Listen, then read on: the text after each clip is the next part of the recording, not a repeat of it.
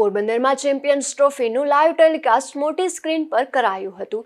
Rotary club અને Rotaract club દ્વારા થયેલા આ આયોજનમાં હજારો ક્રિકેટ રસિયાઓએ મોજ માણી હતી.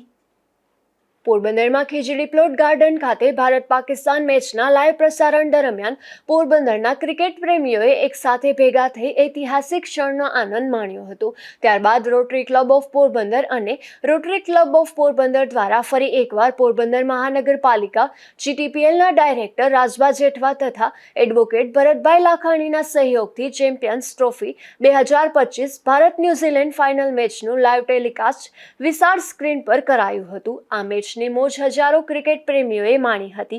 ખાસ કરીને ફાઇનલ મેચમાં ભારતની જીત થતા લોકો મન મૂકીને એન્જોય કર્યું હતું તથા ફટાકડાની આતિશબાજી પણ કરવામાં આવી હતી. ત્યારે લોકોમાં ખૂબ ઉત્સાહ જોવા મળ્યો હતો.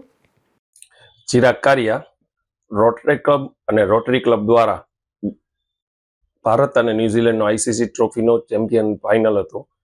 ગઈકાલે અમે રોટરી ક્લબ અને રોટરેક ક્લબ દ્વારા એક ખીજડી પ્લોટ ગાર્ડનની અંદર સરસ મજાની સ્ક્રીન, જે પોરબંદરમાં પ્રથમ વખત આવું આયોજન થયું અને લોકોએ મન ભરીને ઉત્સાહ ભરી અને ભારત જીત્યું એનો ફૂલ ઉત્સાહ જશ્ન મનાવ્યો. ફટાકડા ફોડી લોકોને નાચી અને મજા કરાવી. ગઈકાલે પોરબંદરની પબ્લિકે મજા કરી, એ બદલ પોરબંદરની પબ્લિકનો પણ આભાર અને સાથે બહુ મજા કરી. ફાઇનલ મેચ ઇન્ડિયા જીતું એનો વિશેષ મજા આવી.